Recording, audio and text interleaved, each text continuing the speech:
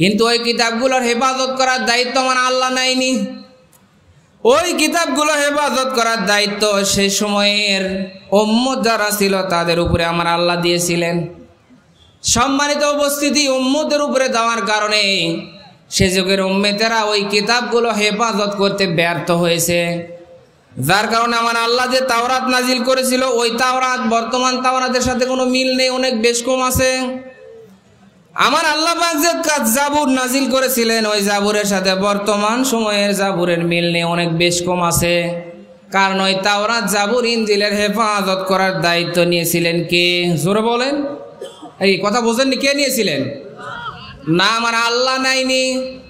ওই তাওরাত জাবুর ইনজিল ওই কিতাবগুলোর হেফাজত করার দায়িত্ব দিয়েছিলেন উম্মতের উপরে, কিন্তু ফলাফল দাঁড়ালো জিরো। ওই উম্মতগুলো কিতাবগুলো হেফাজত করতে ব্যর্থ হলো। কিন্তু আমার আল্লাহ তাআলা যখন এই আসমানি গ্রন্থ শেষ কিতাব যখন আমার আল্লাহ দিলেন, তখন আমার আল্লাহ জানে এরপরে আর কোনো কিতাব আসবে না, এরপরে আর কোনো নবী রাসূল আসবে না। সুতরাং এই কিতাবের দায়িত্ব যদি উম্মতদেরকে আমি দেই হেফাজত করার দায়িত্ব, তাহলে দেখা যাবে যে এই উম্মতগুলো পথভ্রষ্ট হয়ে যাবে। কারণ মানুষগুলো তো ভুল ঢুকিয়ে দিবে তাওরাত জাবুর ইনজিলের মতো। কি আমার কথা কি আপনারা বুঝতেছেন? ভুল ঢুকিয়ে দিবে। সম্মানিত উপস্থিতি, এই জন্য আল্লাহ রাব্বুল আলামিন আল্লাহ তাআলা বলেন, এই কোরআনের হেফাজত করার দায়িত্ব আমি উম্মতের উপরে না দিয়ে আমি এই উম্মতকে ভালোবেসে এই কোরআনের হেফাজত করার দায়িত্ব আমি আল্লাহ নিজে গ্রহণ করেছি। জোরে বলেন আল্লাহু আকবার। সম্মানিত উপস্থিতি, হাজারো চেষ্টা করার পরে যখন আল্লাহর নবী বিশ্ব নবীর এই দাওয়াতি মিশনকে বন্ধ করতে পারল না, তখন আল্লাহর নবীর বিরুদ্ধে কাফেররা 3টা চক্রান্ত করলো। আওয়াজ দিয়ে বলেন কয়টা চক্রান্ত? কি বলবো না শেষ করে দিব? কোরআন থেকে প্রমাণ দিচ্ছি, কোরআনে কারীম জানিয়েছে, وَإِذْ يَمْكُرُ بِكَ الَّذِينَ كَفَرُوا لِيُثْبِتُوكَ أَوْ يَقْتُلُوكَ أَوْ يَخْرُجُوكَ وَيَمْكُرُونَ وَيَمْكُرُ اللَّهُ وَاللَّهُ خَيْرُ الْمَاكِرِينَ।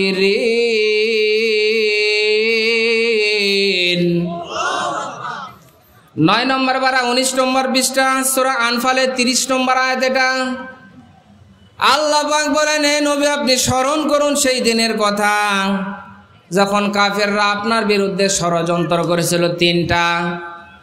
1 নম্বর ষড়যন্ত্র করেছিল লিউসবিতুকা, আপনাকে বন্দী করবে।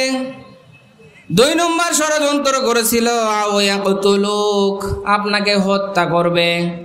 3 নম্বর ষড়যন্ত্র করা হয়েছিল আও ইখরিজুক, আপনাকে দেশ থেকে বাহির করে দিবে। আল্লাহ নবীর বিরুদ্ধে 3টা ষড়যন্ত্র চক্রান্ত করা হয়েছিল। 1 নম্বর চক্রান্ত করা হয়েছিল আল্লাহ নবীকে মিথ্যা মামলা দিয়ে বন্দী করবে। বলেন তো আছে না নাই? কথা বলেন না কেন? 2 নম্বর ষড়যন্ত্র করেছিল আল্লাহ নবীকে হত্যা করবে। 1 বার না 2 বার না, আল্লাহ নবীকে 82 বার ডাইরেক্ট হত্যা করার টার্গেট করা হয়েছিল। ডাইরেক্ট 82 বার, ইনডাইরেক্ট কতবার চেষ্টা করা হয়েছিল আল্লাহ ভালো জানে। সম্মানিত উপস্থিতি, আল্লাহ নবীর বিরুদ্ধে 3টা ষড়যন্ত্র চক্রান্ত করা হয়েছিল। আজকে আপনি তামাম পৃথিবীর ভিতরে তাকায় দেখুন, নবীর ওয়ারিস আলেম ওলামা যারা, তাদের বিরুদ্ধেও এই 3 ধরনের চক্রান্ত করা হচ্ছে। কথা বলেন নাই? আয়াতটা কেটে আমি বাদ দিয়ে দিব? কি বানালাম আমি? এখন যদি কারোর সাথে হুবহু মিলে যায়, খাপে খাপ মুনতাজের বাপ, তাহলে আমার তো কিছু করা নেই। কথা বলেন ঠিক কিনা? সম্মানিত উপস্থিতি, এই জন্য আল্লাহ পাক আমাদের নবী বিশ্ব নবীকে বলেন, ইয়া রাসূলুল্লাহ আপনার 3টা সন্তান বিদায় নিয়ে চলে গেল, আপনি মন খারাপ করবেন না। 4টা ছেলে সন্তান দিয়েছিলাম, 4টা ছেলে সন্তানকে নিয়ে নিলাম। হে নবী আপনি মন খারাপ করবেন না, আমি আল্লাহ তাআলা আপনাকে কাউসার দান করেছি। ইন্না আ'তাইনাকাল কাউসার। জোরে বলেন আল্লাহু আকবার। নিশ্চয় আপনাকে কাউসার দান করেছি। কাউসার মানে শুধু হাউজে কাউসার না, আগেই বলেছি কাউসার মানে হচ্ছে অফুরান্ত কল্যাণ। এ কল্যাণ কি আমার আল্লাহ তাআলা বিশ্ব নবীকে 4টা ছেলে সন্তান নিয়ে নিয়েছে তো কি হয়েছে? আল্লাহ পাক জানিয়েছেন নবী আপনি মন খারাপ করবেন না, 4টা ছেলে সন্তান নিয়েছি তো কি হয়েছে? কিয়ামত পর্যন্ত আপনার কোটি কোটি রুহানি উম্মত থাকবে, আপনার সন্তান থাকবে। আপনার সন্তান থাকলে যেমন আপনার ইজ্জত কেউ ভুলুণ্ঠিত করলে তারা প্রতিহত করত, আপনার যারা রুহানি সন্তান তারা যদি আপনার ইজ্জত সম্মানকেও ভুলুণ্ঠিত করে বুকের তাজা রক্ত দিয়ে হলেও তারা রুখবে। দেখতে চাই নবীর রুহানি সন্তান কারা কারা আছেন? আল্লাহকে 2 হাত তুলে দেখান। লিল্লাহি তাকবীর। আল্লাহ তুমি সকলকে কবুল করেন, সবাই বলেন আমিন। সম্মানিত উপস্থিতি, আল্লাহ পাক আমার নবীকে হাউজে কাউসার দিচ্ছেন, পানি দিচ্ছে, অথচ আল্লাহ নবীর সন্তানগুলো বিদায় নিয়ে চলে যাচ্ছে। আমাদের দৃষ্টিতে দেখলে এটা তো ঠিক হচ্ছে না, কারণ নবীর ছেলে সন্তান বিদায় নিয়েছে, আর একটা ছেলে সন্তান দিয়ে যদি আল্লাহ নবীকে সান্ত্বনা দেওয়া হতো তাহলে আমাদের দৃষ্টিতে এটা ঠিক হতো। কিন্তু না, আল্লাহ নবীকে আল্লাহ তাআলা কেন কাউসার দিচ্ছে? কারণ আল্লাহ পাক জানিয়েছেন হে নবী আপনি এই কাউসার দিয়েছি। যদিও সাহাবায়ে কেরামরা বুঝতেছে না এই কাউসারের দাম কত, কিন্তু আপনি ঠিকই বুঝেছেন যে কাউসারের দাম কত। কারণ কিয়ামতের মাঠে তামাম মানুষগুলো যখন একত্রিত হবে, সব মানুষগুলোর মুখে একটাই আওয়াজ থাকবে, পানি পানি পানি চাই, পানি দাও। হে নবী আজকে যদি আপনি নাও বুঝেন পানির কদর কত বেশি, কিয়ামতের ময়দানে ঠিকই বুঝতে পারবেন হাউজে কাউসারের দাম কত, পানির কদর কত বেশি। বলেন তো দুনিয়াতে পানির দাম কম না বেশি? আর কথা বলেন না কেন? পানির অপর নাম জীবন বলা হয়। সম্মানিত উপস্থিতি, কারণ আমরা মাঠ থেকে ঘাট থেকে বাইর থেকে আসার পরে সর্বপ্রথম আমরা কিন্তু পানি চাই। পানি চাই না? হাত ধোয়া, পাও ধোয়া, গোসল করা, রান্না বান্না করা, কাপড় চোপড় ধৌত করা, সমস্ত কাজের জন্য পানির দরকার। বলেন তো আছে না নাই? পানির দরকার আছে না? আল্লাহ পাক যেই জিনিসটা বেশি দরকার, আমার আল্লাহ রাব্বুল আলামিন সেই জিনিসটা দুনিয়ার ভিতরে বেশি দিয়েছেন। তার মানে বলেন তো এই দ্বারা আমাদের লাভ হয়েছে না লস হয়েছে? কথা বলেন। আল্লাহ পাক জানে যদি স্বর্ণের মতো যদি আমি পানিকে এত দামি করে দিই তাহলে আমার সমস্ত উম্মতগুলো পানি কিনে খেতে পারবে না। এজন্য আমার আল্লাহ রাব্বুল আলামিন পানিকে অ্যাভেলেবল করে দিয়েছেন। এই যে অক্সিজেন প্রতিদিন মানুষগুলো যে অক্সিজেন গ্রহণ করে, এই অক্সিজেনগুলোকে আমার আল্লাহ তাআলা একদম সস্তা করে দিয়েছেন। সব জায়গার ভিতরে অক্সিজেন আছে। আমার আল্লাহ জানে যদি বান্দাকে অক্সিজেন কিনে যদি গ্রহণ করা লাগতো, দৈনিক 12 কেজি 15 কেজি অক্সিজেন নেওয়া লাগে, এই অক্সিজেন যদি কিনা ব্যবহার করা লাগতো তাহলে সব বান্দা ব্যবহার করতে পারতো না। কথা বলেন ঠিক কিনা? আমার আল্লাহ জানে, এই জন্য আমার আল্লাহ রাব্বুল আলামিন অক্সিজেনকে অ্যাভেলেবল করে দিয়েছেন। সব জায়গার ভিতরে অক্সিজেন পাওয়া যায়, এই জন্যই তো তিনি আমাদের রব। বলেন তো আমাদের রবের নাম কি? আর একটু ধীরে বলেন, আমাদের রবের নাম কি? সম্মানিত উপস্থিতি, এই জন্য আল্লাহ রাব্বুল আলামিন আল্লাহ পাক বলেন নবী আমি কাউসার আপনাকে দিলাম। এই কাউসারের পানি যারা কিয়ামতের মাঠে কঠিন বিভীষিকাময় অবস্থায় যারা একবার আপনার হাতে হাউজে কাউসারের পানি পান করবে, জান্নাতে পৌঁছা পর্যন্ত আর তাদের পিপাসা লাগবে না। সম্মানিত উপস্থিতি, কিয়ামতের মাঠ যখন কায়েম হয়ে যাবে, এখন সূর্য একটা মুখ দিয়ে তাপ দিচ্ছে আর কিয়ামতের মাঠে 12টি মুখ দিয়ে তাপ দিবে। তো এত লক্ষ লক্ষ মাইল দূরে থেকে না, মাথার 1 হাত উপরে যখন সূর্য চলে আসবে, সূর্যের তাপে গোটা কিয়ামতের মাঠগুলো তামায় পরিণত হয়ে যাবে। মাথার মগজগুলো টকবক টকবক করে গলতে থাকবে। আর কিয়ামতের মাঠে সমস্ত নবী রাসূলরা পর্যন্ত একটা আওয়াজ দিবে, আল্লাহ আপনি আমারে বাঁচান। হযরতে মুসা আলাইহিস সালামের মতো এত পাওয়ারফুল নবী যাকে আমার আল্লাহ কালিমুল্লাহ উপাধি দিয়েছিলেন, আমার আল্লাহ রাব্বুল আলামিনের সাথে মুসা আলাইহিস সালাম ডাইরেক্ট কথা বলেছিলেন, কথা বলতেন। হযরতে মুসা আলাইহিস সালাম কিয়ামতের মাঠে এত বিভীষিকাময় দৃশ্য দেখে বলবে, আল্লাহ আপনি আমার উম্মতের ব্যাপারে কি সিদ্ধান্ত নেবেন জানি না, জানতে চাই না। আল্লাহ আপনি অন্তত আমারে বাঁচান। বলেন তো কিয়ামতের মাঠ কঠিন না সহজ? আরে কথা বলেন না কেন? সম্মানিত উপস্থিতি, হযরত ইব্রাহিম আলাইহিস সালামের মতো এত পাওয়ারফুল নবী যাকে আমার আল্লাহ অনেকগুলো পরীক্ষা করেছিলেন, আমার আল্লাহর পরীক্ষা দিতে গিয়ে তার কলিজার টুকরা ছোট্ট সন্তানকে মরুভূমির ভিতরে রেখে আসা লেগেছিল। আবার ওই সন্তানের গলায় ছুরি চালানো লেগেছে। এমনকি আমার আল্লাহর পরীক্ষা দিতে গিয়ে হযরত ইব্রাহিম আলাইহিস সালামকে আগুনের ভিতরে পর্যন্ত যাওয়া লেগেছে। কথা বলেন ঠিক কিনা? হযরত ইব্রাহিম আলাইহিস সালামকে আমার আল্লাহ যত পরীক্ষা নিয়েছেন, প্রত্যেকটা পরীক্ষায় হযরত ইব্রাহিম আলাইহিস সালাম 100% সফলতা অর্জন করেছিল। কিন্তু হযরত ইব্রাহিম আলাইহিস সালামের মতো এত পাওয়ারফুল নবী যাকে আমার আল্লাহ তাআলা ভালোবেসে উপাধি দিয়েছিলেন ইব্রাহিম খলিলুল্লাহ, আমার আল্লাহ তাআলা উপাধি দিয়েছিলেন ইব্রাহিম তুমি এখন থেকে খলিল, আমার বন্ধু। সম্মানিত উপস্থিতি, খলিল মানেও বন্ধু, হাবিব মানেও বন্ধু। খলিল মানে এমন বন্ধু যে বন্ধু আমার আল্লাহকে পাওয়ার জন্য পাগল, আর হাবিব মানে এমন বন্ধু যে বন্ধুকে পাওয়ার জন্য স্বয়ং আমার আল্লাহ পাগল। সুবহানাল্লাহ বলবেন না আপনারা? হযরত ইব্রাহিম আলাইহিস সালাম আমার আল্লাহকে পাওয়ার জন্য পাগল ছিলেন, আর আমার আল্লাহ পাক স্বয়ং আমাদের নবী মুহাম্মদুর রাসূলুল্লাহকে পাওয়ার জন্য আমার আল্লাহ নিজেই পাগল। বলেন সুবহানাল্লাহ। হযরত ইব্রাহিম আলাইহিস সালামের মতো এত পাওয়ারফুল নবী কিয়ামতের মাঠের দৃশ্য দেখা মাত্রই বলবে, আল্লাহ আপনি আমার উম্মতের ব্যাপারে কি সিদ্ধান্ত নেবেন জানতে চাই না। আপনি আমার পিতা আজরের ব্যাপারে কি সিদ্ধান্ত নেবেন জানতে চাই না। আল্লাহ আপনি অন্তত আমারে বাঁচান। সম্মানিত উপস্থিতি, বলেন তো কিয়ামতের মাঠ তাহলে কঠিন না সহজ? কি কথা বলেন? এত বড় বড় নবী রাসূলরা যদি কিয়ামতের মাঠে এই কথাগুলো বলতে পারে, তাহলে চিন্তা করেন কিয়ামতের মাঠটা কত কঠিন হতে পারে। আমার আল্লাহ ডাক দিবে, লিমানিল মুলকুল ইয়াউমা লিল্লাহিল ওয়াহিদিল কাহ্হার। জোরে বলেন আল্লাহু আকবার। 24 নম্বর পারা 7 নম্বর পৃষ্ঠা সূরা মুমিনের 16 নম্বর আয়াতের শেষের অংশে আছে আল্লাহ পাক বলেন, কিয়ামতের মাঠে যখন আমি আল্লাহ কাহার রূপ নিয়ে ডাক দিব, কই দুনিয়ার রাজা, কই দুনিয়ার বাদশা, 2 দিনের ক্ষমতা পেয়ে অনেক লাফিয়েছিস, কই আমি আল্লাহর সামনে আয়। বলেন তো আল্লাহর সামনে কেউ কি দাঁড়াতে পারবে? আর কথা বলেন, আল্লাহর সামনে কেউ দাঁড়াতে পারবে না।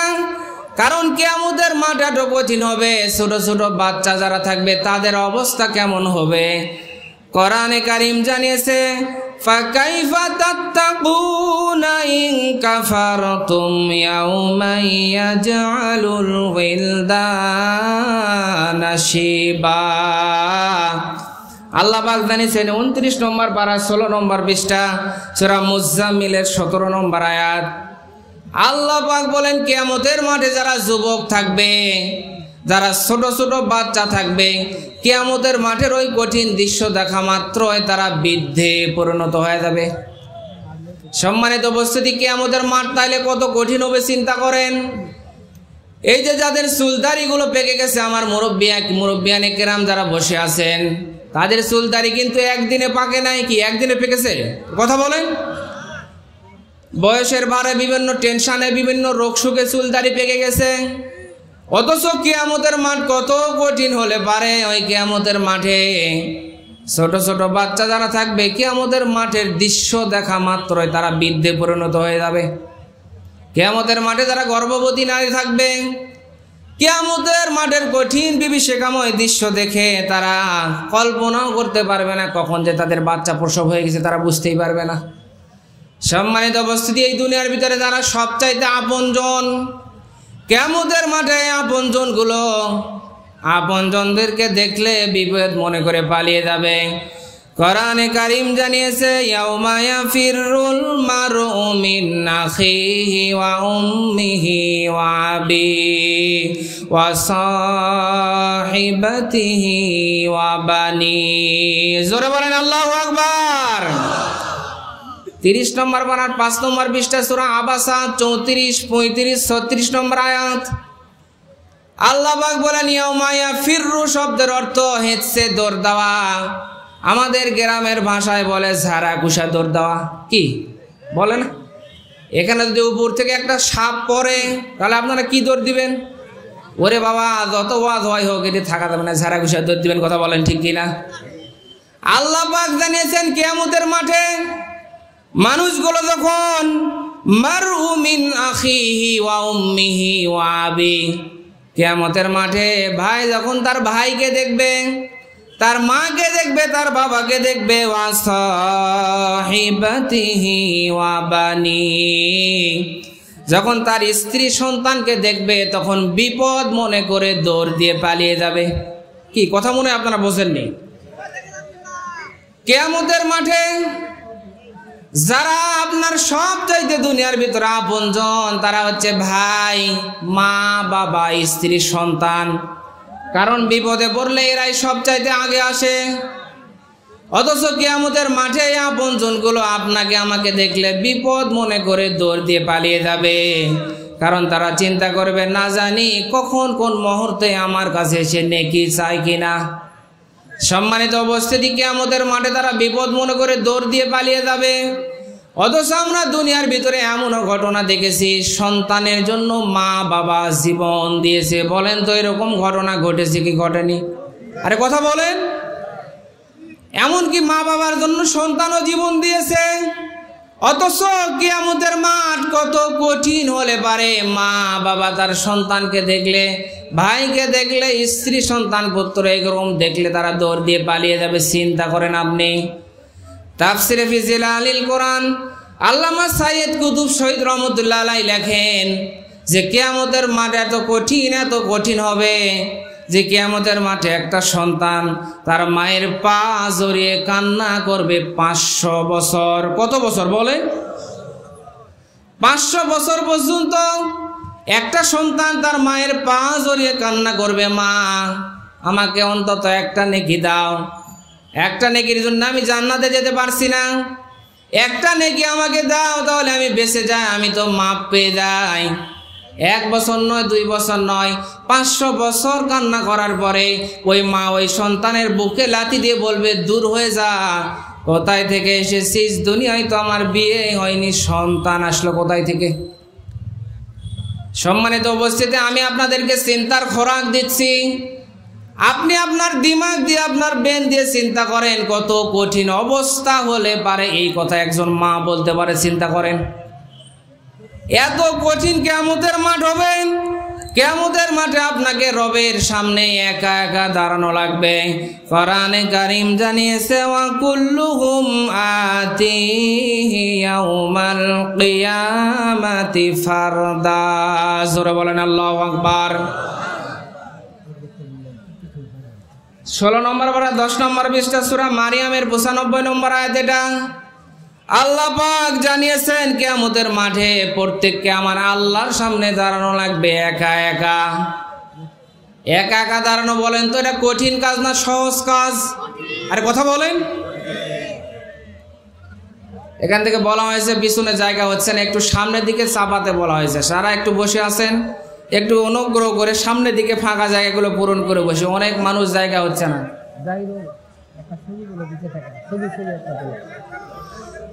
যারা একটু পিছনে আছেন একটু আগে আসে ভাই, একটু কোরআনের মহব্বতে, কোরআনের বরকতে আগে আসে। অনেক মানুষ, হাজার হাজার মানুষ এসেছে কোরআনের ইজ্জতে, কোরআনের মহব্বতে। আল্লাহ তাআলা যেন সকলকে হযরতে ওমরের মতো, আলীর মতো কবুল করে। সবাই বলেন আমিন। আর একটু মহব্বতে বলেন আমিন। সম্মানিত উপস্থিতি, কেউ কথা বলবেন না, কোনো দিকে নজর করবেন না। প্রধান বক্তা আসবে, স্টেজে ডাইরেক্ট আসবে ইনশাআল্লাহ। প্রধান বক্তা আসলে আলোচনা শেষ করে দেব ইনশাআল্লাহ। কি আপনারা কি কষ্ট পাচ্ছেন? দীর্ঘক্ষণ ধরে আলোচনা করতেছি, আবারও শেষ দিনে আবারও আসি ইনশাআল্লাহ। আজকে প্রথম দিন না, শেষ দিন আবারও 2 দিন রেখেছে মহব্বত করে, ভালোবাসে, আপনারা ভালোবাসেন। আসলে তা দুবলাটি তাফসিরুল কোরআন মাহফিল, আমি সেই ছোট থেকে এই মাহফিলে আসতাম। আর কোন জায়গায় বসতাম জানেন? এই যে সামনে এই জায়গায় বসতাম। প্রতিবারে বসতাম আর চিন্তা করতাম, কল্পনা করতাম কামরুল ইসলাম সাইদ আনসারী হুজুর যখন আলোচনা করতেন তখন আমি মনে মনে স্বপ্ন দেখতাম আর আল্লাহর কাছে বলতাম, আল্লাহ এই স্টেজে যদি আমি কথা বলতে পারতাম। সুবহানাল্লাহ বলবেন না? বলেন, আল্লাহর কাছে চাইলে আল্লাহ কবুল করে কি করে না? আরে কথা বলেন, করে কি করে না?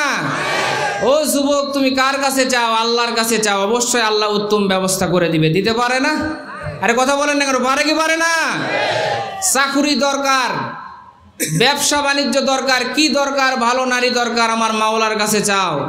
দুনিয়ার সাধারণ নারীর পিছে ঘুরে ঘুরে তোমার জীবনটা নষ্ট করো না। সম্মানিত উপস্থিতি, যা কিছু চাওয়ার আল্লাহর কাছে চাইতে হবে। আল্লাহর কাছে দোয়া করেছিলাম মনে মনে, কাউকে আমি বলিনি, আজকে বললাম, কিন্তু আমার আল্লাহ কবুল করে নিয়েছে। এই তাফসির মাহফিলে গতবারে কথা বলেছিলাম একদিন, এবারে রেখেছে কয়দিন? 2 দিন। তো যাক, কথায় কথায় বললাম, আমি কিন্তু এই মাহফিলের ব্যাপারে কাউকে ফোন করি নাই। অনেক সময় ফোন করে না দিই, হুজুর কি ভাই আপনাদের দোবলাটি মাহফিল একটু সুযোগ করে দিয়েন আমাকে।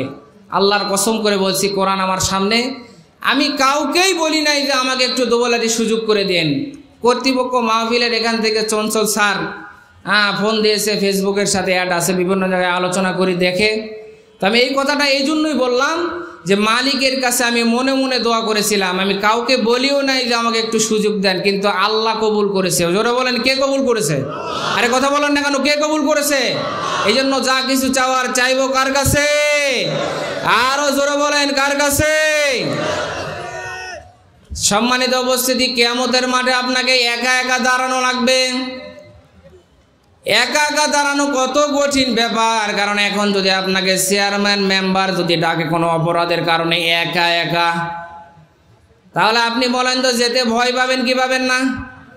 তখন আপনি চিন্তা করবেন, বাজান একটু আমার সাথে চলে না, আপনার সাথে একটু চেয়ারম্যানের খাতির ভালো মহব্বত আছে, অন্তত আপনি যদি যান তাহলে আমার একটু আসান হতে পারে। কথা বলেন ঠিক কিনা?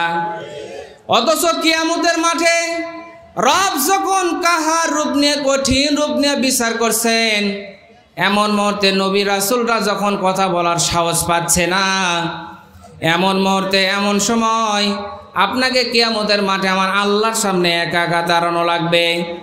সম্মানিত উপস্থিতি, কিয়ামতের মাঠটা অনেক কঠিন হবে। আপনাকে যখন বিচার করার পরে একটা কিতাব দেওয়া হবে, প্রত্যেককেই কিতাব দেওয়া হবে। কাউকে ডান হাতে আমল নামা দেওয়া হবে, কাউকে বাম হাতে আমল নামা দেওয়া হবে। যাকে ডান হাতে আমল নামা দেওয়া হবে, বলেন তো তার ভাগ্য ভালো না খারাপ? আমরা সবাই ডান হাতে আমল নামা চাই কি চাই না? কারা কারা চাই? আল্লাহকে 2 হাত তুলে দেখান, লিল্লাহি তাকবীর। আল্লাহ তুমি সকলকে ডান হাতে আমল নামা দিয়ে দিও, সবাই বলেন আমিন। সম্মানিত উপস্থিতি, আমল নামা দেওয়া হবে, কাউকে ডান হাতে দেওয়া হবে, কাউকে বাম হাতে দেওয়া হবে। আমল নামা দেওয়ার পরে আমার আল্লাহ তাআলা বলবে, বান্দা পড়। কোরআনে কারীম জানিয়েছে, আল্লাহ পাক বলবেন, ইকরা কিতাবাকা কাফা বিনাফসিকাল ইয়াউমা আলাইকা হাসিবা। জোরে বলেন আল্লাহু আকবার। 15 নম্বর পারা 2 নম্বর পৃষ্ঠা সূরা বানী ইসরাইলের 14 নম্বর আয়াত এসেছে। আল্লাহ পাক বলেন, কিয়ামতের মাঠে কিতাব দেওয়ার পরে আমার আল্লাহ বলবে, পড়। ইকরা আমরের সিগা, আমার আল্লাহ আদেশ করবেন, অর্ডার করবেন, পড়। কিন্তু কিতাবের ভাষাগুলো হবে আরবি। বলেন, কিতাবের ভাষা কি হবে? আরে কথা বলেন, কিতাবের ভাষা হবে আরবি। অনেকে বলতে পারেন, হুজুর আমি তো আরবি জানি না, তাহলে আরবি পড়বো কিভাবে? বলেন, তা আরবি শিক্ষা করার দরকার আছে না নেই? সম্মানিত উপস্থিতি, কোরআন শিক্ষা করা আমার আল্লাহ তাআলা আপনার উপরে ফরজ করে দিয়েছে।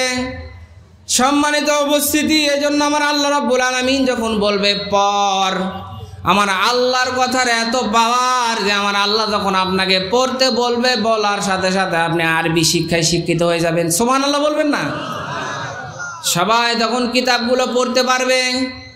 যে পারে সেও পারবে, যে দুনিয়ায় জানে না সেও পারবে। সবাই তখন কিতাবগুলো পড়তে পারবে। কিতাবগুলো হাতে নেওয়ার পরে, কিতাবগুলো দেখার পরে সবাই আশ্চর্য বোধ করবে, হায় রে এটা কি কিতাব? কিতাবগুলো দেখার পরে সবাই বলবে, মালি হাযাল কিতাব লা ইউগাদিরু সাগীরাতাও ওয়ালা কাবীরাতান ইল্লা আহসাহা। জোরে বলেন আল্লাহু আকবার। 15 নম্বর বার 18 নম্বর পৃষ্ঠা সূরা কাহাফের 49 নম্বর আয়াতের মাঝের অংশে এসেছে, আল্লাহ পাক বলেন কিয়ামতের মাঠে কিতাবগুলো দেখার পরে মানুষগুলো চিন্তা করবেন, হায় হায় এটা কি কিতাব? এই কিতাবের ভিতরে তো ছোট সারেনি, বড় সারেনি। যেটাকে আমি গুনাহ মনে করিনি, গুনার কাজে মনে করিনি, অপরাধী মনে করিনি, ওটাও লেখা আছে। যেটাকে আমি কোনো সওয়াবের কাজে মনে নিই, এত ছোট ভালো কাজ, সওয়াবের কাজ, ওটাও লেখা আছে। কিতাবগুলো দেখার পরে তারা আশ্চর্য বোধ করবে, কিতাবগুলো পড়তে থাকবে, সবাই তাদের ভালো আমলগুলো পড়বে। কিন্তু খারাপ আমল যখন আসবে তখন কিছু কিছু মানুষ স্টপ হয়ে যাবে। দুনিয়ার ভিতরে যারা 2 নম্বর ছিল, যারা 9-6 করে দুনিয়ার ভিতরে চলতো, তারা কিয়ামতের মাঠে 9-6 করে বাঁচার চেষ্টা করবে। বলেন তো এরকম 2 নম্বর লোক আছে না নাই? আরে কথা বলেন, এই মাহফিলে আছে না নেই? কারা কারা আছেন হাত তোলেন তো দেখি। কি গো আপনারা না বুঝে তুলেছে নাকি? বারে আপনারা কি 2 নম্বর না না বুঝে তুলেছে? সম্মানিত উপস্থিতি, জাতে মাতাল তালে ঠিক হলে চলবে না, আমরা বাঙালি। সম্মানিত উপস্থিতি, কিয়ামতের মাঠে কিছু মানুষ বলবে, আল্লাহ এই কিতাব সব এতক্ষণ যেটা বললাম ভালো ভালো আমল সব ঠিক আছে, কিন্তু আল্লাহ এই যে যেগুলো আমার এগুলো গুনার কাজ লেখা আছে, এগুলো তো আমি করিনি। আপনার ফেরেশতারা জোর করে এগুলো লিখে দিয়েছে। বলেন তো ফেরেশতারা কারো পক্ষ নেয় নাকি? ফেরেশতারা কি দলীয় লোক? আওয়ামী লীগ করে, বিএনপি করে, জাতীয় পার্টি করে না। ফেরেশতারা যা করেছেন আপনি তাই লিখে রেখেছে। কিরামান কাতিবিনা ইয়ালামুনা মা তাফআলুন। আল্লাহ পাক জানিয়েছেন সম্মানিত 2জন লেখক ফেরেশতা সেট করা আছে, তারা আপনি যা করেন তাই লিখে রাখে। ফামাইয়ামাল মিসকালা যাররাতিন খায়রান ইয়ারা ওয়া মাইয়ামাল মিসকালা যাররাতিন শাররান ইয়ারা। জোরে বলেন আল্লাহু আকবার। আল্লাহ পাক বলেন যাররা পরিমাণ, অণু পরিমাণ, এত ছোট কেউ যদি ভালো কাজ করো সেটাও কিয়ামতের মাঠে দেখানো হবে, প্রতিদান দেওয়া হবে। আবার যাররা পরিমাণ, অণু পরিমাণ কেউ যদি খারাপ কাজ করে থাকে, কিয়ামতের মাঠে আমার আল্লাহ সেটা দেখাবে, প্রমাণ সহকারে তার প্রতিদান দেওয়া হবে। আমার আল্লাহ কারো উপরে জুলুম করবে না। বলেন তো আমার আল্লাহ কি কারো উপরে জুলুম করবে নাকি? কথা বলেন। সম্মানিত উপস্থিতি, যারা অভিযোগ দিবে আল্লাহ পাক তখন প্রমাণ করে দিবে। আমার আল্লাহ তো ধমক দিতে পারতো, এই বান্দা না আমার ফেরেশতারা ঠিক করেছে। আমার আল্লাহ বলবে, বান্দা তুই কি প্রমাণ চাস? বলে হ্যাঁ।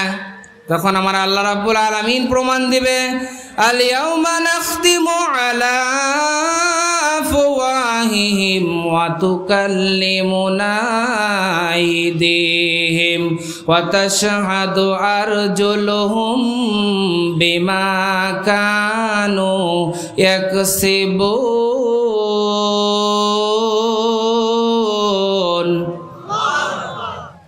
23 নম্বর পারা 3 নম্বর পৃষ্ঠা সূরা ইয়াসিনের 65 নম্বর আয়াত। এটা আল্লাহ পাক বলবেন সেদিন তোমার জবান বন্ধ করে দেওয়া হবে, মুখে মোহর মেরে দেওয়া হবে। তখন হাত কথা বলবে, পা কথা বলবে। তখন হাতের জবানকে আমার আল্লাহ খুলে দিবে। হাত তখন কথা বলবে, আল্লাহ এই মানুষটা দুনিয়ার ভিতরে থাকার পরে এই হাত দিয়ে কোন জায়গার ভিতরে 2 নম্বর কাজ করেছে। হাত তখন বলে দিবে কোন জায়গার ভিতরে এই হাত দিয়ে জুলুম করা হয়েছে। ক্ষমতা পেয়ে হাত দিয়ে কার উপরে জুলুম নির্যাতন করা হয়েছে, এই হাত দিয়ে কার বিরুদ্ধে অন্যায় রায়, অবৈধ রায়, মিথ্যা রায় লেখা হয়েছে। হাত সেদিন সাক্ষ্য দিবে। বলেন তো দিবে কি দিবে না? আরে কথা বলেন, দিবে কি দিবে না? হাত সেদিন সাক্ষ্য দিবে কোন জায়গায় গিয়ে কোন অপরাধ করেছেন, কোন জায়গায় গিয়ে হাত দিয়ে কোন জায়গায় দুর্নীতি করেছেন। পাও সেদিন সাক্ষ্য দিবে যে পা দিয়ে এই তাফসীরুল কোরআন মাহফিলে আসা হয়েছে, এ পা দিয়ে কোন অন্যায় কাজ করতে যাওয়া হয়েছে, যাত্রা প্যান্ডেলে যাওয়া হয়েছে কিনা, গান বাজনা আসরে যাওয়া হয়েছে কিনা। এই পাগুলো তখন জবান খুলে যাবে, সাক্ষী দিবে, কথা বলবে। সম্মানিত উপস্থিতি, এই হাত আমার, এই পা আমার।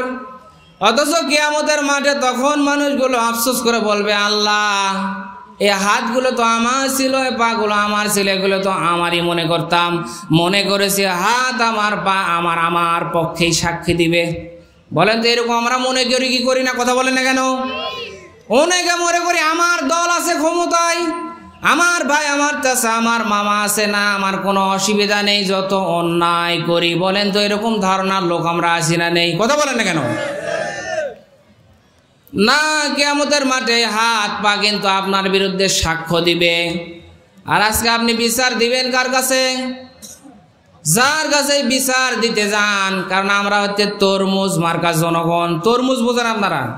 নিচে তরমুজ আছে, হাত থেকে চাকু ফসকে একটা তরমুজের উপরে পড়েছে। বলেন তো ক্ষতিটা কি তরমুজের না চাকুর?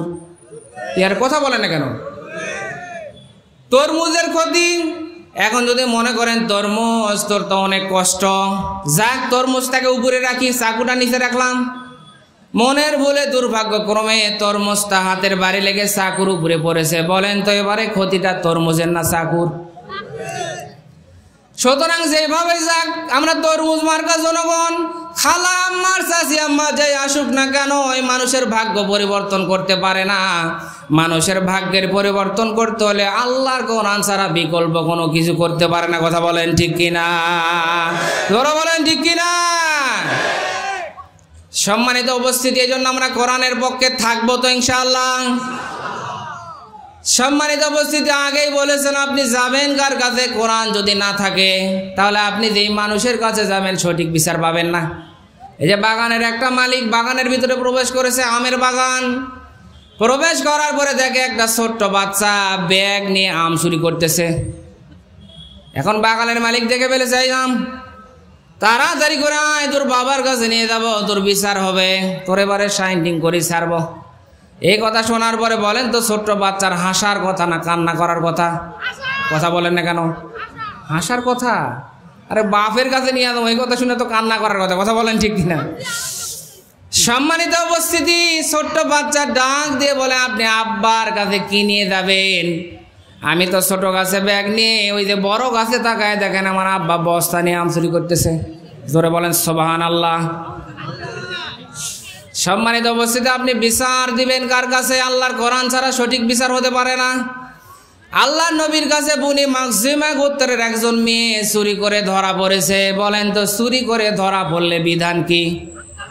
আরো জোরে বলেন। এটা আমার আল্লাহর কোরআনের বিধান, আমাদের তৈরি করা বিধান না। আমার আল্লাহ বিধান দিয়েছে চুরি করে ধরা পড়লে হাত কাটা। অথচ আল্লাহ নবীর কাছে যখন বনি মাখজুমা গোত্রের একজন মেয়ে, উচ্চ বংশের মেয়ে, অনেক সম্ভ্রান্ত পরিবারের মেয়ে ধরা পড়েছে, সাহাবায়ে কেরামরা চিন্তা করলো এত বড় বংশের মেয়ে যদি হাত কাটা হয় তাহলে তো মারামারি, গন্ডগোল, যুদ্ধ বিগ্রহ লাগতে পারে। এই জন্য সাহাবায়ে কেরামরা কানা ঘোষা করতেছে যে অন্য কোনো বিচার করে ছেড়ে দেওয়া যায় কিনা। কিন্তু আল্লাহ নবীর কাছে কে গিয়ে বলবে? কেউ সাহসও পাচ্ছে না। আল্লাহ নবীর ভালোবাসা হযরত ওসামা বিন যায়েদ রাদিয়াল্লাহু তাআলা আনহুর কাছে সাহাবায়ে কেরামরা বলল, ওসামা, আল্লাহ নবী তোমারে অনেক ভালোবাসা মহব্বত করে, তুমি একটু আল্লাহ নবীর কাছে গিয়ে আমাদের দাওয়াতটা একটু পৌঁছায় দাও, যাতে করে অন্য কোনো বিচার করে মুক্তিপণ নিয়ে বা অন্য কোনো বিচার করে যাতে হাত না কেটে যাতে ছেড়ে দেওয়া হয়। ওসামা বিন যায়েদ রাদিয়াল্লাহু তাআলা আনহু চলে গেলেন। যাওয়ার পরে আল্লাহ নবী বিশ্ব নবীর কাছে ডাক দিয়ে বলল, ইয়া রাসূলুল্লাহ, ইয়া হাবিবাল্লাহ। সাহাবায়ে কেরামরা পরামর্শ করেছে, কানা ঘোষা করতেছে, এত বড় বংশের মেয়ে, এত উচ্চ বংশের মেয়ে যদি হাত কাটা হয় তাহলে যুদ্ধ বিগ্রহ লেগে যেতে পারে। সুতরাং আপনি হাত না কেটে অন্য কোনো বিচার করে ছেড়ে দেন। আল্লাহ নবী বিশ্ব নবী, আকাশের চাঁদের মতো যার সুন্দর চেহারা, এই কথাটা শোনার পরে নিমিষের ভিতরে আল্লাহ নবী রেগে মেগে আগুনের মতো, গোলার মতো লাল হয়ে গেলেন। আল্লাহু আকবার বলেন। আল্লাহ নবী এত রেগে গেলেন, রেগে গিয়ে বলল, ও উসামা, তুমি কি বলেছ? তুমি কি স্মরণ করেছ? তুমি যে কথা বলেছ এটা তো আমার বিধান না, আমার এটা আল্লাহর বিধান। সুতরাং এই জমিনের ভিতরে আমি আল্লাহ তাআলার খলিফা প্রতিনিধি হয়ে প্রেরণ হয়েছি। সুতরাং এই জমিনের ভিতরে আমার আল্লাহ দিয়েছে চুরি করলে হাত কাটা। সুতরাং আমার কলিজার টুকরা মেয়ে যদি ফাতেমা যদি চুরি করে ধরা পড়তো, এই কোরআনের বিধানকে বাস্তবায়ন করতে গিয়ে এক কোপ দিয়ে আমার কলিজার টুকরা মেয়ে ফাতেমার হাতকে দ্বিখণ্ডিত করে দিতাম। এটা ছিল কোরআনের বিচার। কিসের বিচার বলেন? আরে কথা বলেন না কেন? সম্মানিত উপস্থিতি, ওই কিয়ামতের মাঠে তামাম মানুষগুলো ডাক দিবে, আল্লাহ পানি চাই, পানি চাই, পানি দাও, পানি দাও, পানি। আল্লাহ পাক বলেন, হে নবী, ওই কিয়ামতের মাঠে কেউ কথা বলার সাহস পাবে না, এমনকি আমাদের নবীও সেজদায় থাকবে অনেক বছর। এরপরে আমার আল্লাহ তাআলা ওঠার অনুমতি দিবে। এরপরে হাউজে কাউসার দেওয়ার পরে আমার আল্লাহ পাক বলবেন, নবী, এই হাউজে কাউসার থেকে আপনার যারা সত্যিকারের উম্মত তাদেরকে আপনি পানি পান করান। কি গো ওই দিকে তাকাচ্ছেন কেন আপনারা? প্রধান বক্তা আসলে তো আপনারা বুঝতেই পারবেন। কি সম্মানিত উপস্থিতি, আসবে ইনশাআল্লাহ। আরে সবাই বলেন না কেন ইনশাআল্লাহ? দেখ, আলোচনা বলা হয়েছিল যে 9:30 পর্যন্ত, আগে তো নামাজের আগে করলাম, এরপরে বলা হয়েছে যে আর 20 মিনিট, হয়ে গেল 40 মিনিট। কত মিনিট বলেন? দেখ, এলাকার বক্তা পেয়েছেন, দেখ মাইক চলতেছে। কি আপনারা কি রাগ করতেছেন? আরে বাবা, রাগ করতেছেন আপনারা? হ্যাঁ, যাক, আল্লাহ তাআলা সকলকে কবুল করুন, সবাই বলেন আমিন। সম্মানিত উপস্থিতি, আল্লাহ নবী, বিশ্ব নবীকে আমার আল্লাহ তাআলা বললেন, হাবিব, কিয়ামতের মাঠে আপনাকে আমি হাউজে কাউসার দিব। এই কাউসার পাওয়ার পরে আপনার হাত থেকে যারা হাউজে কাউসারের পানি পান করবে তাদেরকে কিয়ামতের মাঠে যে কঠিন বিভীষিকাময় অবস্থা হোক না কেন, তাদের আর কোনো পিপাসা লাগবে না। বলেন সুবহানাল্লাহ। সম্মানিত উপস্থিতি, এই হাউজে কাউসারের পাত্র, পানি পান করার পাত্রের সংখ্যা কত হবে? হাদিসের ভিতরে এসেছে, আকাশের তারকা যেমন গোনা যায় না, লক্ষ লক্ষ কোটি কোটি হবে। হাউজে কাউসারের পানি পান করার পাত্রের সংখ্যা হবে এরকম কোটি কোটি। জোরে বলেন সুবহানাল্লাহ। সম্মানিত উপস্থিতি, হাউজে কাউসারের পানি পাবে কারা? সবাই তো হাউজে কাউসারের পানি পাবে না, কারণ সবাই কিন্তু হাউজে কাউসারের পানি নিতে যাবে। আপনিও যাবেন, আমিও যাব, কিন্তু হাউজে কাউসারের পানি সবাই পাবে না। হাদিসের ভিতরে এসেছে, একদল লোক, একদল উম্মত হাউজে কাউসারের কাছে যাবে, যাওয়ার পরে বলবে যে আমাদেরকে পানি দেওয়া হোক, অথচ ফেরেশতারা তাদেরকে ধাক্কা দিতে দিতে দূরে সরায় দিচ্ছে। আল্লাহ নবী, বিশ্ব নবী বলবে, আল্লাহ, এরা তো আমার উম্মত, এদেরকে ধাক্কা দিয়ে দিয়ে কেন দূরে সরিয়ে দেওয়া হচ্ছে? সম্মানিত উপস্থিতি, তখন আল্লাহ নবীকে আল্লাহ তাআলা বলবে, হাবিব, এরা আপনার উম্মত ঠিকই, আপনি বিদায় নেওয়ার পরে এরা জন্মগ্রহণ করেছিল আপনার সময়ে ঠিকই, কিন্তু আপনি বিদায় নেওয়ার পরে এরা ইসলামটাকে মনের মতো করে, নিজের মতো করে পালন করেছিল। বলেন তো আছে না নাই? আরে কথা বলেন না কেন? যতটুকু আমাদের ভালো লাগে, যতটুকু মানলে আমাদের কোনো সমস্যা হয় না, ততটুকু আমরা মানি, আর যতটুকু মানলে আমাদের সমস্যা হয় ততটুকু আমরা মানি না। বলেন তো এরকম মুসলমান কম না বেশি? আর কথা বলেন না কেন? এইরকম মুসলমান এখন বর্তমানে বেশি। আল্লাহ নবী, বিশ্ব নবীকে বলে, ইয়া রাসূলুল্লাহ, এরা আপনার জামানায় জন্মগ্রহণ করেছে সত্য, তবে আপনি মৃত্যুবরণ করার পরে আপনার দিনের ভিতরে এরা বেদাত ঢুকিয়ে নিজের মন মতো মেনেছে, নিজের মন মতো চলেছে, আপনার আদর্শ সুন্নাতকে পুরোপুরি তারা মানে নাই। সম্মানিত উপস্থিতি, এই জন্য বলেন তো নবীর আদর্শ পুরোপুরি পালন করার দরকার আছে না নেই? যারা নবীর আদর্শকে পুরোপুরি পালন করবে, আমার আল্লাহ রাব্বুল আলামিন কিয়ামতের মাঠে তাদেরকে হাউজে কাউসারের পানি দান করবে। সম্মানিত উপস্থিতি, এই জন্য খাঁটি ঈমান নিয়ে যারা কিয়ামতের মাঠে উপস্থিত হবে তারা হাউজে কাউসারের পানি পান করবে। খাঁটি ঈমান যাদের থাকবে তারা হাউজে কাউসারের পানি পাবে, আর যাদের ঈমান দুর্বল থাকবে তাদেরকে কিন্তু আমার আল্লাহ তাআলার ফেরেশতারা বুকে ধাক্কা দিয়ে হটিয়ে দিবে। এজন্য হাউজে কাউসারের পানি আমরা কারা কারা চাই? আল্লাহকে দুই হাত তুলে দেখাই, লিল্লাহি তাকবীর। দেখ, আল্লাহ তুমি সকলকে কবুল করেন, সবাই বলেন আমিন। সম্মানিত উপস্থিতি, আমার আল্লাহ তাআলা এই সুসংবাদ দেওয়ার পরে, কাউসারের সুসংবাদ দেওয়ার পরে, অফুরান্ত কল্যাণের সুসংবাদ দেওয়ার পরে আমার আল্লাহ তাআলা বিশ্ব নবীকে দুইটা কাজ দিলেন। কারণ মানুষ যখন খুশি থাকে, তখন যখন কোনো কাজ দেওয়া হয়, তখন মানুষ কিন্তু আনন্দের চোটে, খুশির চোটেই করে ফেলে। কথা বলেন ঠিক কিনা? আল্লাহ পাক জানিয়েছেন, হাবিব, আমার বন্ধু হাবিব এখন খুশি আছে, কারণ তাকে হাউজে কাউসার দিয়েছি, অফুরান্তে কল্যাণ দিয়েছি। সুতরাং এই খুশির মুহূর্তে আমি আল্লাহর নবীকে দুইটা কাজ দেই, আনন্দ করে ফেলবে। আল্লাহ পাক 2 নম্বর আয়াতে জানিয়েছেন, ফাসাল্লি লিরাব্বিকা ওয়ানহার। আল্লাহ পাক জানিয়েছেন, হে নবী, আমি যে আপনাকে কাউসার দিলাম, এর শুকরিয়া হিসাবে আপনি নামাজ আদায় করুন এবং কুরবানি করুন আল্লাহর জন্য। জোরে বলেন, কার জন্য? আর একটু জোরে বলেন, কার জন্য? বলেন তো, নামাজ পড়া লাগবে কার জন্য? আল্লাহ পাক বলেন, হাবিব, যারা হাউজে কাউসারের পানি পেতে চায় তাদের জন্য দুইটা কাজ দিলাম। 1 নম্বর কাজ হচ্ছে নামাজ, 2 নম্বর কাজ হচ্ছে কুরবানি। কিন্তু এই নামাজ এবং কুরবানি করা লাগবে একমাত্র কেবলমাত্র আল্লাহর সন্তুষ্টির জন্য। কোরআনে কারীম জানিয়েছে, কুল ইন্না সালাতি ওয়া নুসুকি ওয়া মাহইয়ায়া ওয়া মামাতি লিল্লাহি রাব্বিল আলামিন। 8 নম্বর পারা 9 নম্বর পৃষ্ঠা সূরা আনামের 162 নম্বর আয়াত। আল্লাহ পাক বলেন, হে নবী, কুল, আপনি বলুন, ইন্না সলাতি, নিশ্চয় আমার নামাজ, ওয়া নুসুকি, আমার কুরবানি, ওয়া মাহইয়ায়া, আমার জীবন, লিল্লাহি তাকবীর, লিল্লাহি তাকবীর। প্রধান বক্তার আগমন, মাহফিলের পক্ষ থেকে লাল গোলাপ শুভেচ্ছা, লিল্লাহি তাকবীর, আল্লাহু আকবার। আবরারুল হক আসিফ হুজুরের আগমন, শুভেচ্ছায় স্বাগত, লিল্লাহি তাকবীর, আল্লাহু আকবার। মাহফিলের পক্ষ থেকে লাল গোলাপ শুভেচ্ছা, লিল্লাহি তাকবীর, আল্লাহু আকবার। আল্লাহ তুমি সকলকে কবুল করুন, সবাই বলেন আমিন। যাক,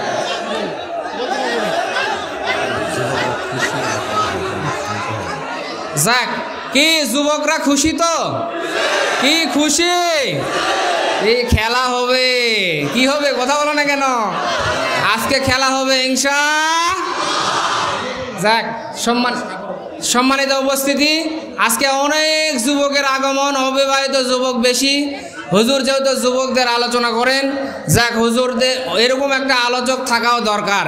কারণ বিভিন্ন ডাক্তার থাকে, হার্ট বিশেষজ্ঞ ডাক্তার থাকে, মেডিসিন বিশেষজ্ঞ থাকে, কিডনি বিশেষজ্ঞ থাকে, কি থাকে না? একটা যুবকদের বিশেষজ্ঞ আলেম ওলামা বক্তা থাকার দরকার আছে। কথা বলেন ঠিক কিনা? এই জন্য যুবকদের আইডল, যুবকদের ভালোবাসা, যার কারণে অনেক মানুষগুলো ইসলামের দিকে আসতেছে, অনেক যুবকগুলো আসতেছে। সেই যুব সমাজের আইডল, ভালোবাসার মানুষ, হ্যাঁ, মাওলানা আবরারুল হক আসিফ ভাই চলে আসতেছে। ইনশাআল্লাহ আসার পরে তিনি আপনাদেরকে প্রাণ ভরে আলোচনা শোনাবেন, আরে সবাই বলেন না দেখ, এত বড় প্যান্ডেল, জায়গা হচ্ছে না, অনেক মানুষ দাঁড়িয়ে আছে, সবাই একটু তাদেরকে জায়গা করে দিই। বসার জায়গা থাকলে বসে পড়েন, আর যদি জায়গা না থাকে সবাই ইনশাআল্লাহ হ্যাঁ পাশে দাঁড়িয়ে আলোচনা শুনবেন। তবে যতক্ষণ আলোচনা করবেন ওঠাউঠি করবেন না, কি রাজি আছেন তো সবাই? যতক্ষণ আলোচনা হবেন উঠবেন না তো ইনশাআল্লাহ? আরে কারা কারা উঠবেন আল্লাহকে হাত তুলে দেখান। হায় হায়, এতক্ষণ আলোচনা শোনা হুঁশ হলো না বারে। এই যে 2-3 ঘন্টা আলোচনা করলাম, তারপরে হুঁশ হলো না আপনাদের। আপনারা চলে যাবেন না কি তালে হাত উঠাইছেন, তাই না? থাকবেন তো ইনশাআল্লাহ? আল্লাহ তুমি শেষ পর্যন্ত থেকে কোরআনের অমীয় বাণীগুলো শ্রবণ করে বাস্তব জীবনে আমল করার তৌফিক দান করো। সবাই বলেন আমিন, আরো জোরে বলেন আমিন। আসতেছে? আরে বারে তাকবীর তো পুরানো হয়ে গেল বারে, এতক্ষণ আগে তাকবীর দিয়েছি, তাকবীর তো পুরানো হয়ে গেল, এতক্ষণ বক্তা আসতেছে না, কি ব্যাপার বারে? আজকে যা হলো হলোই। সম্মানিত উপস্থিতি, যাক, আল্লাহ তাআলা কবুল করেছে, কণ্ঠ ভালো ছিল, কিছুক্ষণ কথা আলোচনা করতে পারলাম দীর্ঘ সময়। মাঝখানে আবার স্টপিস দিয়ে আলোচনা করা খুব কঠিন বাবা। আসতেছে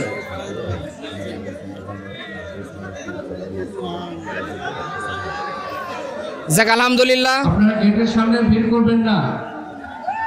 প্রধান মেহমান যেদিকটা ঢুকবে আপনারা আল্লাহর রাস্তায় এখানে ভিড় করবেন না।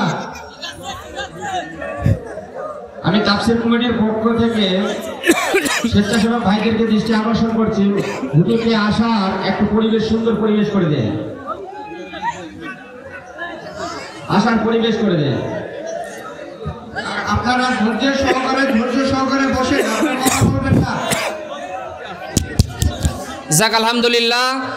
সম্মানিত উপস্থিতি, আমি দীর্ঘক্ষণ ধরে আপনাদের সামনে আলোচনা করেছি। আবারও দেখা হবে কবে বলেন তো? আগামীকাল দেখা হবে না, পরের দিন আবারও দেখা হবে ইনশাআল্লাহ। প্রথম আয়াতের আলোচনায় আছি। সূরার ভিতরে কয়টি আয়াত ছিল? 3টি। প্রথম আয়াতের ব্যাখ্যা করছিলাম, ইন্না আতাইনাকাল কাউসার। দ্বিতীয় আয়াতে গিয়েছি, দ্বিতীয় এবং তৃতীয় আয়াতে আছে, আলোচনা করব আবার ইনশাআল্লাহ।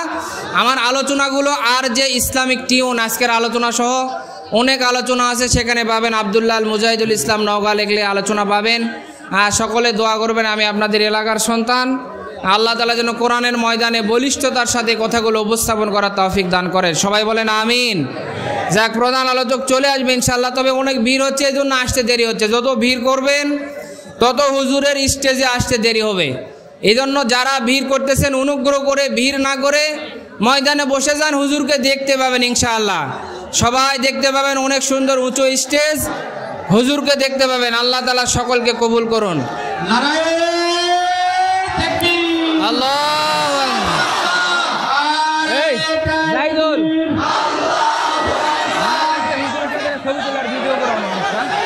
দুমরাটিবাসীর পক্ষ থেকে গোলাপ শুভেচ্ছা, তাফসীর কমিটির পক্ষ থেকে গোলাপ শুভেচ্ছা।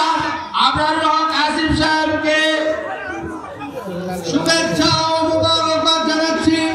নারায়ে তাকবীর।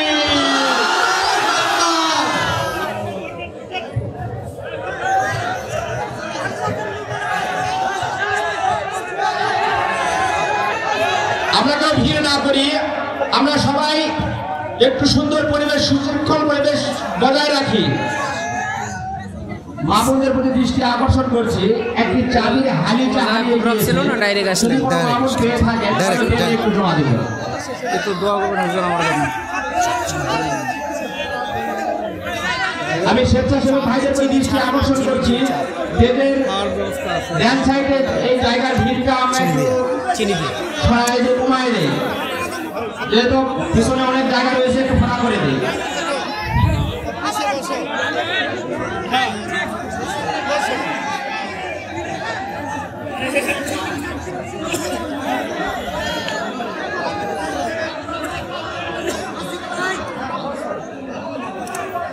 আলহামদুলিল্লাহ, এ পর্যায়ে আপনাদের সামনে একটি নাতে রাসূল পরিবেশন করছেন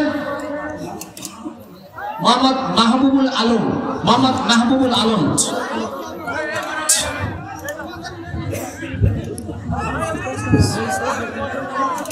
আসসালামু আলাইকুম ওয়া রাহমাতুল্লাহি ওয়া বারাকাতুহু।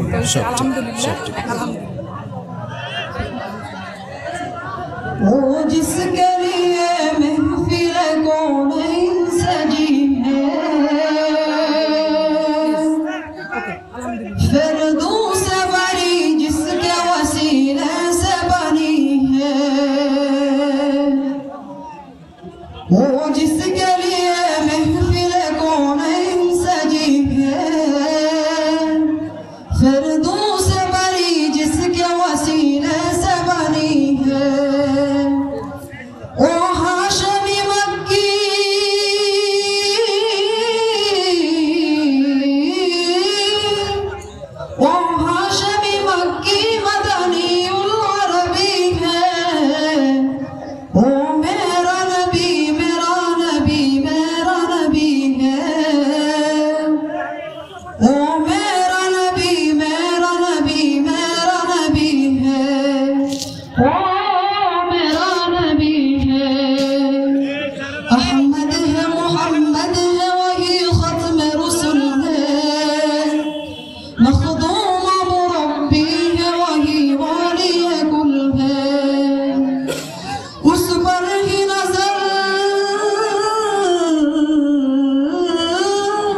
उस पर ही नजर सारे ज़माने की लगी है। ओ मेरा नबी मेरा नबी मेरा नबी है। ओ मेरा नबी मेरा नबी मेरा नबी है। ओ मेरा नबी है। अस्सलामु अलैकुम वरहमतुल्लाहि वबरकातुहू।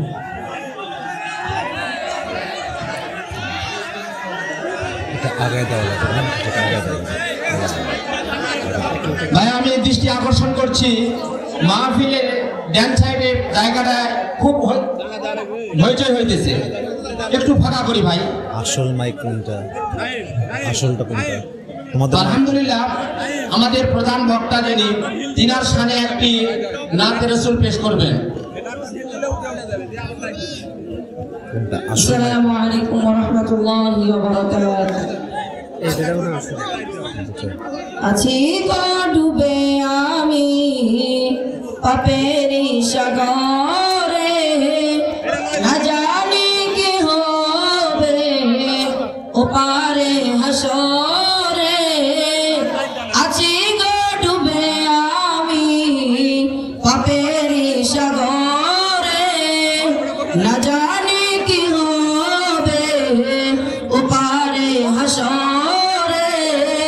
মুসিবত না পাই যদি, মুসিবত না পাই যদি, করোনা তোমার কবরে হাসরে। কি হবে আমার কবরে হাসরে, কি হবে আমার কবরে হাসরে, কি হবে আমার। আছি গো ডুবে আমি পাপেরি সাগরে, না জানি কি হবে উপারে হাসরে। তোমারি সুপারিশ বিনে, তোমারি সুপারিশ বিনে কেমনে হব পার কবরে হাসর।